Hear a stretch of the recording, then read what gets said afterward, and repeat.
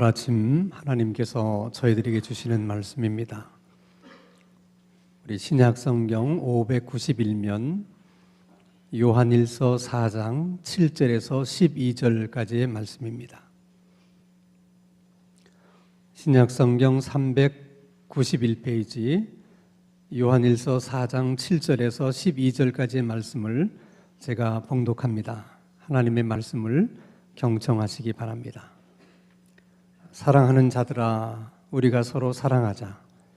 사랑은 하나님께 속한 것이니 사랑하는 자마다 하나님으로부터 나서 하나님을 알고 사랑하지 아니하는 자는 하나님을 알지 못하나니 이는 하나님은 사랑이심이라. 하나님의 사랑이 우리에게 이렇게 나타난 바 되었으니 하나님이 자기의 독생자를 세상에 보내심은 그로 말미암아 우리를 살리려 하심이라. 사랑은 여기 있으니 우리가 하나님을 사랑한 것이 아니요 하나님이 우리를 사랑하사 우리 죄를 속하기 위하여 화목제물로 그 아들을 보내셨습니다. 사랑하는 자들아, 하나님이 이같이 우리를 사랑하셨은즉 우리도 서로 사랑하는 것이 마땅하도다. 어느 때나 하나님을 본 사람이 없으되 만일 우리가 서로 사랑하면 하나님이 우리 안에 거하시고 그의 사랑이 우리 안에 온전히 이루어지느니라. 아멘. 제가 10여 년 전에 태국에 있는 선교지를 가게 됐습니다. 선교사님하고 뭐 이런저런 얘기를 하다가 그 당시는 우리 한국 사회가 뭐 하루가 멀다 하고 데모가 굉장히 많이 일어나던 때였습니다. 그래서 제가 선교사님에게 한국은 매일처럼 데모가 있는데 태국도 그러느냐 그렇게 물었어요. 그랬더니 가만히 있더니 데모가 있는지는 자기도 잘 모르겠지만 어쨌든 자기가 태국에 와서 지금까지 살아오는 동안에 자기는 한 번도 데모하는 것을 보지 못했다는 거예요. 그래서 그러면 태국 사회는 우리 한국 사회만큼 뭐 그런 갈등 요인들이 없는 거냐 그랬더니 그건 아니라는 거예요. 어떻게 보면 한국 사회보다 더 많은 부조리들이 있고 갈등들이 있다는 거예요. 그런데 왜 데모를 하지 않냐? 그랬더니 가만히 있더니 아마 그들이 믿는 종교 때문에 그럴 가능성이 있다는 것입니다. 불교인들의 신앙 가운데 업보 신앙이라는 게 있어요. 특히 소승 불교 쪽으로 가면 그 신앙이 굉장히 강합니다. 업보라고 하는 것은 전생에서 있었던 어떤 일이 그것이 원인이 돼서 이 세상의 일이 결정되는 것이고 또 이 세상에서 어떤 일이 원인이 돼서 내생에서의 일이 결정된다는 거예요.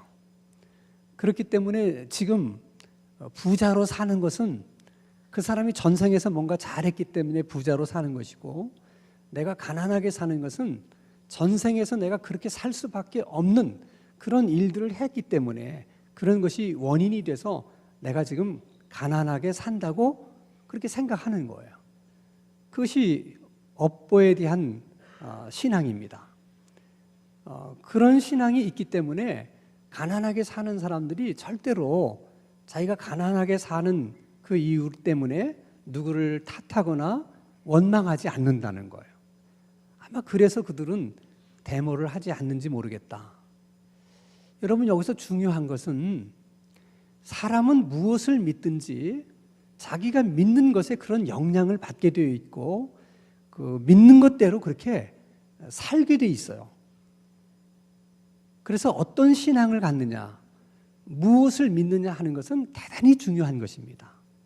자, 그러면 불교인들은 업보신앙이라고 하는 그런 믿음 때문에 자기가 가난하게 살아도 누구를 탓하거나 원망하지 않고 그래서 데모할 마음이 없다. 그래서 그들은 데모를 하지 않는다면 그들의 신앙이 그들로 하여금 그렇게 만든 것이라면 오늘 예수를 믿는 우리들은 우리들의 신앙이 우리로 하여금 그 신앙 때문에 나는 이렇게 살고 그 신앙 때문에 나는 이렇게 한다. 그렇게 말할 수 있는 것이 무엇이 있느냐 하는 거예요. 분명 내가 기독교 신앙을 가졌다면 그 신앙은 어떤 면에서든지 나로 하여금 그렇게 살 수밖에 없도록 영향을 미치고 그렇게 나를 만들 텐데, 정말 그런 것이 무엇이 있는지 선뜻 내놓을 만한 것이 우리들에게 있는 것일까 하는 것입니다.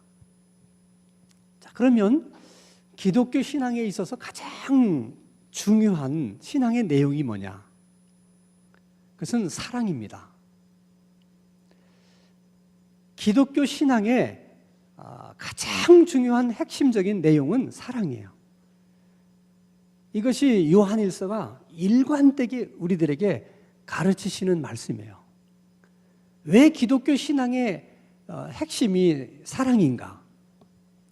그것은 하나님이 사랑이시기 때문이라는 거예요. 그러므로 우리가 하나님을 믿는다는 것은 결국 하나님은 사랑이시니까 하나님의 사랑을 믿는 거예요. 자, 보이지 않는 그 하나님의 사랑을 우리가 어떻게 알게 됐습니까? 보이지 않는 하나님의 사랑을 하나님은 우리들에게 어떻게 설명을 하셨고 어떻게 보여주셨습니까? 그게 예수 그리스도입니다. 그래서 우리가 예수 그리스도를 구주로 믿고 마음으로 믿고 또 입으로 구주로 시인한다는 것은 결과적으로 그 예수 그리스도를 통해서 나타나신 하나님의 사랑을, 하나님이 우리를 이처럼 사랑하셨다는 그 사랑에 대해서 우리가 입으로 시인하는 것이고 그것을 마음으로 믿는 것입니다. 우리가 예수 그리스도를 구주로 고백하고 우리 마음속에 영접해 드릴 때 우리가 구원을 받는다고 우리가 그렇게 가르치고 또 우리가 그렇게 배웠습니다. 예수 그리스도를 우리 마음속에 영접한다고 하는 그 의미도 그 예수 그리스도를 통한 하나님의 사랑, 그 사랑을 우리가 받아들이는 거예요. 하나님은 예수님을 통해서 우리에게 하나님의 사랑을 주신 것이고 우리는 그 예수님을 통해서 우리에게 주신 하나님의 사랑을 우리 가운데 받아들인 거예요. 그래서 우리 안에 하나님의 사랑이 있다는 거예요. 성경을 이것을 여러 가지로 설명해요. 아들이 있는 자에게는 생명이 있고 아들이 없는 자에게는 생명이 없다. 그 말씀은 우리 안에 하나님의 사랑이 있는 자는 생명이 있고 하나님의 사랑이 없는 자는 생명이 없다는 거예요. 하나님의 사랑이 있는 자가 구원을 받은 자이고 하나님의 사랑이 없는 자는 구원받지 못한 자라는 것입니다. 자, 그러면 예전에는 우리에게 하나님의 사랑이 없었는데 하나님이 예수 그리스도를 통해서 우리에게 사랑을 주셨고 우리가 믿음으로 그 사랑을 받아들여서 이제 우리 안에 하나님의 사랑이 있게 됐어요. 그래서 그런 사람들은 그 다음부터는 어떻게 사느냐? 우리 안에 없었던 하나님의 사랑이 생기면서 그 사랑으로 생각하게 되고 그 사랑으로 말하게 되고 그 사랑으로 뭔가를 행동하게 되면서 살게 돼요. 성경은 그것을 신앙생활이라고 말하는 거예요. 하나님의 사랑으로 생각하고 하나님의 사랑으로 말하고 하나님의 사랑으로 뭔가를 행하는 것, 그렇게 사는 것이 신앙생활이라는 거예요. 그런데 많은 사람들이, 특히 예수님을 믿는 사람들이 가장 크게 착각하고 오해하고 있는 것 중에 하나는 신앙생활에는 많은 요소들이 있다. 예를 들어서 하나님 앞에 예배를 드리는 것도 신앙생활이고 기도하는 것도 신앙생활이고 헌금을 드리는 것도 신앙생활이고 교회 와서 봉사하는 것도 신앙생활이고 전도하는 것도 신앙생활이고 그리고 사랑하는 것도 신앙생활이다. 그래서 그 많은 것 가운데 어떤 거 하나 둘은 못할 수 있겠지만 내가 다른 것을 다 하고 있다면 나는 신앙생활을 하는 것이라고 생각한다는 거예요. 그러나 사실 그런가 하는 거예요.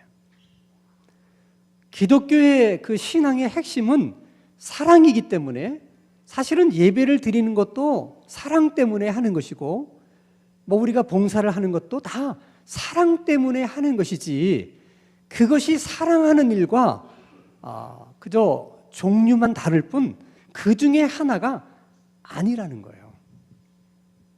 그래서 요한일서 저자는 이렇게 얘기합니다. 우리 안에 그런 하나님의 사랑이 있어서 그 사랑이 그렇게 생각하게 만들고, 그 사랑이 그렇게 말하게 만들고, 그 사랑 때문에 그래서 서로 사랑하게 되는 것은, 그것은 너무나 당연하다는 거예요. 그런 사랑이 없으면 모르지만 그 사랑이 있어서 그 사랑이 그렇게 하게 만드는데 어떻게 서로 사랑하지 않을 수 있느냐? 서로 사랑하는 것이 마땅하다는 거예요. 만약 사랑하지 않는다면 그것은 너희 안에 하나님의 사랑이 없다는 것이고, 하나님의 사랑이 없다는 것은 너희들이 하나님의 사랑을 믿지 않았다는 얘기고, 하나님의 사랑을 믿지 않았다는 얘기는 너희들이 하나님을 믿지 않았다는 얘기라는 거예요. 요한일서 저자는 그렇게 풀어나가는 거예요. 그런데 우리들은 너무나 당연한 일이라고 말하는 그 사랑의 문제가 우리에게는 가장 어려운 과제예요. 그리고 가장 자신 없는 것입니다. 다른 것은 나름대로 자신 있는데 사랑하십니까? 물으면 아무도 자신 있게 말하시는 분이 없어요. 그것은 사랑에 대한 나름대로의 잘못된 편견 때문에 그래요. 우리가 하나님의 사랑을 받기 전에 우리가 알고 있었던 사랑은 그냥 상대편이 그냥 사랑스러워져야지 사랑이 돼요. 그냥은 절대 사랑할 수가 없어요. 그냥 사랑스러워야 사랑하는 거예요. 마치 할머니, 할아버지가 손주를 보면 그냥 사랑스럽거든요. 그래서 사랑하는 거예요. 그게 다 우리가 사랑에 대한 경험들이에요. 근데 모든 사람이 다 손주처럼 보입니까? 안 보이잖아요. 그러니까 그것이 안 되는 거예요. 그리고 안 될 뿐만 아니라 그것은 어렵다고 생각하는 것이죠. 근데 하나님의 사랑은 그렇지 않아요. 하나님 사랑의 가장 큰 특징은 자기를 생각하기 전에 다른 사람을 생각하는 것으로부터 시작되는 것이 하나님의 사랑이에요. 여러분, 하나님이 만약 하나님 자신을 먼저 생각했더라면 절대로 예수님을 이 세상에 보낼 수 없어요. 하나님이 자기를 먼저 생각했다면 절대로 하나밖에 없는 예수를 십자가에 내어주실 수 없습니다. 그런데 하나님은 자기를 먼저 생각하기 전에 죄인인 우리를 먼저 생각하셨다는 거예요. 그게 중요해요. 그 죄인들이 할아버지 눈에 보이는 손주처럼 하나님의 눈에도 그렇게 다 사랑스러워 보여서 그렇게 한 게 아니라는 거예요. 그냥 하나님 자신을 생각하기 전에 멸망을 받게 된 그 사람들을 먼저 생각한 거예요. 그리고 그 사람들을 불쌍히 여기고 긍휼히 여기는 거예요. 그것이 성경이 말하는 사랑이에요. 그래서 예수님이 이 세상에 오실 수 있게 된 것이고 또 십자가에 못 박힐 수 있게 된 것입니다. 그건 여러분 예수님도 마찬가지예요. 예수님이 겟세마네 동산에서 그처럼 땀방울이 핏방울이 되도록 간절히 기도했던 기도의 제목이 무엇입니까? 내가 정말 이 십자가를 꼭 져야 되냐는 거예요. 예수님도 예수님 자신을 먼저 생각했다면 절대로 십자가를 질 수 없어요. 아니, 져야 될 이유가 하나도 없어요. 왜 예수님이 십자가를 져야 됩니까? 근데 그 절박한 상황 속에서 결국은 예수님이 자기 자신을 먼저 생각하지 않고 하나님 아버지를 먼저 생각해요. 그래서 아버지의 뜻대로 하시라는 거예요.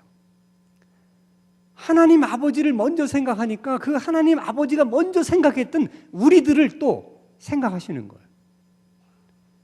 그래서 십자가에 달리실 수가 있었던 것입니다. 성경이 말하는 사랑은 그런 거예요. 그러니까 하나님의 사랑이 우리 안에 있는 사람들은 기본적으로 자신을 먼저 생각하기보다는 다른 사람을 먼저 생각해야 된다는 거예요. 그게 자연스럽게 그렇게 돼야 된다는 거예요. 그러면 배려하게 되고 그러면 사랑하게 되는 것이죠. 우리의 문제는 다른 것은 다 하는데 왜 사랑만 하지 못하는가? 그것은 우리가 언제나 다른 사람을 생각하기보다 나 자신을 먼저 생각하기 때문에 그런 거예요. 모든 것이 나를 먼저 생각하는 데서부터 출발을 해요. 그건 사랑이 아니에요. 그래서 여러분 신앙생활 하는데 그렇게 많은 갈등이 있는 거예요. 여러분들이 뭐 이런저런 많은 얘기를 하실 수 있겠지만은 그 얘기 다 종합해 보면 결론은 하나예요. 나를 먼저 생각하는 데서 시작된 문제예요, 다. 예를 들면 아벨과 가인이 하나님 앞에 제사를 드립니다. 가인은 농사를 지었기 때문에 농산물을 제물로 드렸고, 아벨은 양을 치는 사람이었기 때문에 양을 제물로 드립니다. 두 사람의 제물을 다 하나님이 받으셨다면 문제가 없었을 텐데, 하나님이 아벨의 제물은 받으셨지만은 가인의 제물은 거절을 하셨어요. 그게 문제가 생깁니다. 자, 이때도 가인이 아벨을 먼저 생각했더라면 무슨 생각을 했겠어요? 아, 하나님 앞에 제물은 저렇게 드리는구나. 저렇게 아벨처럼 저렇게 하나님 앞에 제물을 드려야 하나님이 기쁘게 받으시는 거구나. 아, 나도 다음부터는 아벨처럼 저렇게 하나님 앞에 제물을 드려야 되겠다. 이런 생각을 하게 돼요. 그런데 다른 사람을 생각하기 전에 나를 먼저 생각하면 어떤 생각이 듭니까? 저 아벨 저놈 때문에 내가 하나님 앞에 너무 비참해졌어. 내가 하나님 앞에서 몸둘 바를 모르겠어, 저놈 때문에. 그래서 마치 그 문제가 아벨 때문에 생긴 문제인 것처럼 그렇게 생각한다는 거예요. 그래서 자기를 먼저 생각하는 사람들은 언제나 자기가 옳다는 것을 주장하고 싶어서, 자기가 옳다는 것을 내세우고 싶어서 어쩔 수 없이 다른 사람을 배려하고 사랑하기보다는 판단을 해요. 모든 일을 판단합니다. 이건 이렇고 저건 틀렸고. 그 판단하는 이유가 자신이 옳다는 것을 입증하고 싶어서 그러는 거예요. 내가 옳다. 지금 내 생각이 옳은 거야. 그거를 사람들 앞에서 입증하고 싶은 거예요. 그래서 자꾸 판단해요. 판단합니다. 여러분, 교회 내에서 생겨지는 많은 문제들도 대부분은 자기를 먼저 생각하는 데서부터 다 시작되는 거예요. 판단하기 시작하면 서로가 다투게 돼 있어요. 왜? 어떻게 나만 옳을 수 있어요? 다른 사람의 입장에서는 그 사람의 입장에서 옳거든요. 그러니까 매일 누가 옳으냐에 대한 싸움이에요. 그러다 보면 기독교 신앙의 핵심이 사랑인데 그 사랑의 가치가 뭘로 바뀌느냐? 옳다고 하는 것으로 바뀌는 거예요. 그 사람에게 있어서 신앙의 최고의 가치는 옳은 거예요. 옳으면 돼요. 그러나 그것은 여러분 기독교의 신앙이 아닙니다. 기독교 신앙의 가치는 사랑이에요. 예를 들면 여러분, 두 여자가 아이 하나를 놓고 다툽니다. 다투는 이유는 서로 지 아이라는 거예요. 서로 옳다는 거야. 내 아이가 맞다는 거야. 서로가 옳다고 주장을 하니까 해결이 안 돼요. 그래서 판결을 받기 위해서 솔로몬에게 왔습니다. 솔로몬이 얘기를 들어보니까 참 판결하기가 어려운 거예요. 왜? 서로가 자기 아들이라고 우기는데, 서로가 옳다고 주장을 하는데 누구 편을 손들어 줄 수가 없잖아요. 그래서 솔로몬이 기가 막힌 판결을 내립니다. 저 아이를 둘로 쪼개서 공평하게 두 사람에게 나눠주라는 거예요. 기가 막힌 판결이에요. 그것은 정말 공평한 판결이고 옳은 판결이에요. 그때 그 아이의 진짜 엄마가 얘기합니다. 그렇게 하지 말고 그 아이를 저 여인에게 주십시오. 왜 그렇게 얘기하는 거예요? 그 진짜 엄마가 틀렸고 가짜 엄마가 옳았기 때문에 제가 잘못했습니다. 제가 틀렸습니다. 그러니 이 아이를 저 사람에게 주세요. 그런 뜻으로 한 거예요? 아니에요. 옳은 것은 그 여인이 옳은 거예요. 왜냐하면 자기 아들이 분명하니까. 틀린 건 저쪽이에요. 그러나 그 여인은 옳다고 하는 자기를 먼저 생각하기보다는 아이를 먼저 생각하는 거예요. 아이가 죽고 난 다음에 내가 옳다는 것이 입증되면 그게 무슨 의미가 있냐는 거예요. 성경은 그걸 사랑이라고 얘기하는 거예요. 그 여인이 옳지 않아서 그 아이를 양보한 게 아니에요. 그 여인이 옳아요. 그러나 그 여인은 자기가 옳다는 것보다 더 중요한 가치를 사랑에 둔 거예요. 그 아이를 먼저 생각한 거예요. 근데 가짜 엄마는 처음부터 그 여인은 옳지 않았어요. 왜? 자기 아이가 아니니까. 그럼에도 불구하고 옳다는 주장을 했어요. 근데 판결을 내리기를 반반씩 나눠주라 그러니까 결과적으로 반절은 자기가 옳다는 것을 인정받은 거예요. 자기에게는 본래 옳은 것이 아무것도 없었는데 반절이라도 옳다고 인정을 받았기 때문에 그 여자 입장에서는 이긴 거예요. 성공한 거예요. 그러니까 그 아이가 두 조각이 나든 네 조각이 나든 그 여인에게는 아무렇지도 않은 거예요. 그저 자기가 옳다고 반절이라도 입증받았다는 것만 중요한 거예요. 여러분, 오늘 교회 안에서 일어난 대부분의 문제가 다 그 문제예요. 교회가 어떻게 되는지는 관심이 없어요. 계속 하는 얘기가 우리가 옳았다는 거야. 내가 옳았다는 거야. 너는 틀렸고. 그것만 입증되면 된다고 생각해요. 그게 최고의 가치니까. 나를 먼저 생각하는 사람에게는 옳다고 하는 것 이상의 가치가 없어요. 그러나 그것은 기독교가 아니라니까요. 그러면 목사님, 그럼 뭐 사랑한다 그러면 뭐 옳고 그런 거 따지면 않아야 됩니까? 그렇지 않아요. 옳고 그름을 왜 따지지 않아요? 따져야 돼요. 그러나 옳고 그름을 따지면서도 상대방을 먼저 생각하는 마음의 자세가 필요한 것이고 따지는 과정 속에서도 사랑이 있어야 된다는 거예요. 예를 들면 자, 마태복음 1장 18절과 20절 말씀을 한번 같이 읽겠습니다. 같이 읽습니다. 시작. 예수 그리스도의 나심은 이러하니라. 그의 어머니 마리아가 요셉과 약혼하고 동거하기 전에 성령으로 잉태된 것이 나타났더니 그의 남편 요셉은 의로운 사람이라 그를 드러내지 아니하고 가만히 끊고자 하여.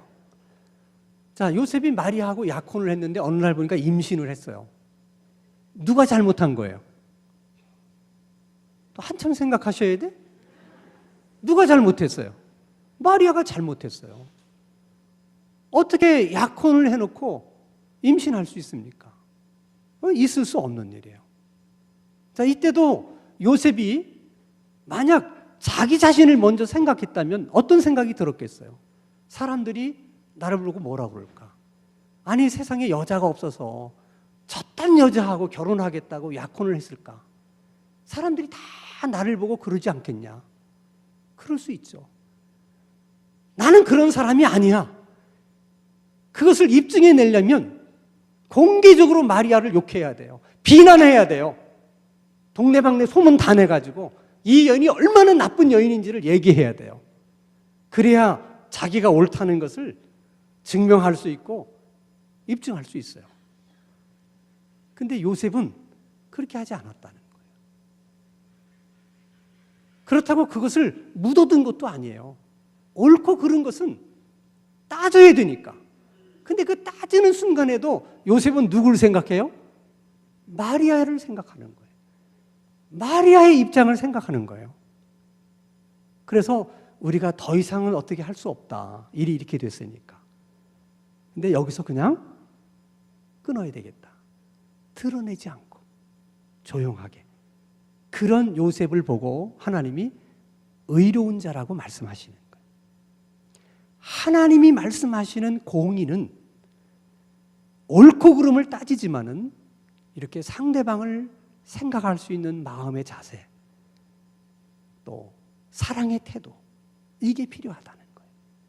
우리들은 다 하나님의 공의를 위해서 우리는 이렇게 한다고 얘기하지만 그게 다 자기를 먼저 생각하는 데서 출발하기 때문에 그건 하나님의 공의가 아니고 다 자기 의예요. 우리가 구원을 받게 되는 것은 내 의로 구원을 받는 게 아니에요. 하나님의 사랑으로 구원을 받는 거예요. 이것이 오늘 한국교회의 가장 큰 문제 중에 하나예요. 이것이 얼마나 심각한 문제인지를 여러분이 아셔야 된다는 거예요. 자, 여러분, 요한계시록 2장 4절과 5절을 한번 같이 읽겠습니다. 시작. 그러나 너를 책망할 것이 있나니 너희 처음 사랑을 버렸느니라. 그러므로 어디서 떨어졌는지를 생각하고 회개하여 처음 행위를 가지라. 만일 그리하지 아니하고 회개하지 아니하면 내가 네게 가서 네 촛대를 그 자리에서 옮기리라.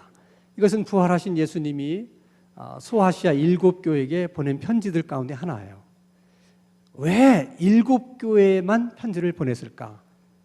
여러 의견들이 있지만은 그 7개 교회가 모든 교회를 대표하는 교회라고 본 거예요. 그러니까 지상에 있는 모든 교회들을 스타일별로 나눠보면 7가지 유형으로 분류가 될 수 있다는 거예요. 그 첫 번째 교회가 에베소 교회입니다. 근데 그 에베소 교회를 주님이 책망하면서 뭐라고 책망하시느냐? 너희들이 첫사랑을 버렸다. 어디서 그렇게 됐는지 생각해내고 회개하라. 그렇지 않으면 내가 가서 촛대를 내 자리에서 옮기겠다는 거예요. 그럼 촛대가 뭔데 촛대를 옮기신다고 그러는 것일까? 요한계시록 1장 20절입니다. 같이 읽습니다. 시작. 내가 본 것은 내 오른손에 7별의 비밀과 또 7 금촛대라. 7별은 7교회의 사자요 7 촛대는 7 교회니라. 촛대는 교회를 말하는 거예요. 근데 지금 에베소 교회를 책망하면서 네가 어디서 사랑을 잃어버렸는지 그걸 되찾지 않으면 내가 내 촛대를 옮기겠다. 교회를 옮기시겠다는 거예요. 교회를 옮기시겠다는 말씀이 무슨 말이에요? 사랑하지 않는 교회는 교회가 아니라는 거예요. 그렇기 때문에 너희 교회는 더 이상 교회로서 있을 수 없기 때문에 내가 새로운 교회를 만들겠다는 거예요. 여러분, 우리 생각에는 서로 사랑하는 것은 우리가 할 수 있는 많은 일 가운데 하나라고 생각하기 때문에 우리가 이것만 안 할 뿐이지 우리가 하는 일이 얼마나 많은데 그래서 우리는 한순간도 사랑하지 않으면 교회가 아니라는 생각을 못해요. 이거 하지 않아도 다른 것을 많이 하고 있기 때문에 우리는 다 교회라고 생각하는 거예요. 근데 주님은 그렇게 보지 않는다는 거예요. 이게 얼마나 여러분 심각한 일입니까? 그래서 예수님이 마태복음 7장 22절 23절에서 이렇게 말씀을 하십니다. 같이 읽습니다. 시작. 그날에 많은 사람이 나더러 이르되 주여 주여 우리가 주의 이름으로 선지자 노릇하며 주의 이름으로 귀신을 쫓아내며 주의 이름으로 많은 권능을 행하지 아니하였나이까 하리니 그때 내가 그들에게 밝히 말하되 내가 너희를 도무지 알지 못하니 불법을 행하는 자들아 내게서 떠나가라 하리라. 아무리 읽어도 이해하기 어려운 말씀이세요. 주님의 이름으로 선지자 노릇했고 주님의 이름으로 귀신을 쫓아냈고 주님의 이름으로 많은 권능을 행한 사람들을 주님이 모르시겠다는 것도 이해할 수 없지만 어떻게 주님의 이름으로 행한 그런 일들을 예수님은 불법을 행한 것이다. 어떻게 이렇게 말씀하실 수 있는가?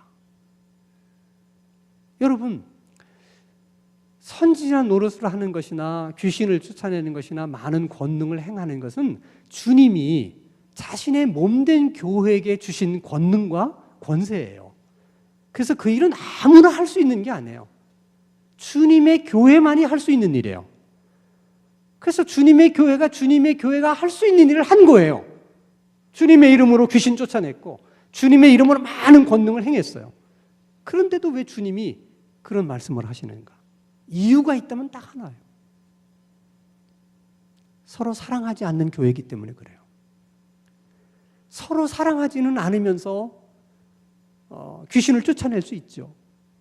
서로 사랑하지 않으면서 능력은 행하지 못합니까? 우리가 다 알잖아요. 우리가 서로 사랑하지 않아도 우리가 구제도 하고 전도도 하고 다 하잖아요. 모든 것을. 그러나 사랑하지 않는 교회는 교회가 아니라는 거예요. 근데 교회가 아닌 교회가 하는 일을 하니까 그건 불법이라는 거예요. 마치 의사가 아닌 사람이 의료 행위를 하는 것은 불법인 것처럼 이미 교회가 아닌 교회가 해야 되는 일들을 한다고 너희들 자랑하고 있지만 그건 다 불법이라는 거예요. 여러분, 신앙생활이란 나를 먼저 생각하지 않고 다른 사람을 먼저 생각하는 거예요. 그렇게 생각하며 사는 것이 신앙생활이에요. 그래서 다른 사람을 사랑하면서 살게 되는 그것이 신앙생활이에요. 자, 여러분, 태국인들은 자기가 믿는 신앙 때문에 데모를 잘 하지 않는다고 그러잖아요. 그러면 우리가 믿는 신앙 때문에 우리가 잘하는 것이 뭐가 있습니까? 우리가 정말 하나님을 믿는다면 다른 것은 다 제쳐놓고라도 항상 나를 먼저 생각하기보다는 다른 사람을 먼저 생각하면서 살아야 돼요. 그리고 우리들끼리 서로 사랑해야 돼요. 그게 신앙생활이에요. 오늘 본문은 말합니다. 우리가 그렇게 살면 우리 안에 하나님이 계실 뿐만 아니라 그 하나님의 사랑이 우리들의 그런 사랑으로 인해서 온전해지느니라. 우리가 서로 사랑함으로 인해서 하나님의 사랑도 더 깊어지고 풍성해진다는 거예요. 그래서 그 사랑이 결국 우리를 자유케 해주고 우리를 행복하게 해주는 거예요. 우리들의 신앙생활 때문에 나는 늘 다른 사람을 먼저 생각하는 습관이 생겼어. 나는 내가 믿는 신앙 때문에 전에는 사랑하지 못했는데 자꾸 사랑을 하게 돼. 그리고 내가 믿는 신앙 때문에 예전에 비해서 내가 훨씬 삶이 자유로워졌고 또 행복해졌어. 적어도 우리의 신앙 때문에 우리들의 삶이 그렇게 될 수 있는 우리들의 신앙생활이 될 수 있기를 주님의 이름으로 축원합니다. 거룩하신 하나님 아버지, 언제나 나를 먼저 생각하기보다는 상대방을 먼저 생각할 수 있는 은혜를 주셔서 늘 서로 사랑하는 우리 신당중앙교회가 되게 해 주옵소서. 서로 사랑하며 사는 것이 신앙생활이라는 것을 항상 기억하게 하셔서 서로 사랑해야 될 그 일을 절대로 다른 것으로 대체하지 않을 수 있게 하여 주옵소서. 예수님 이름으로 기도하옵나이다. 아멘.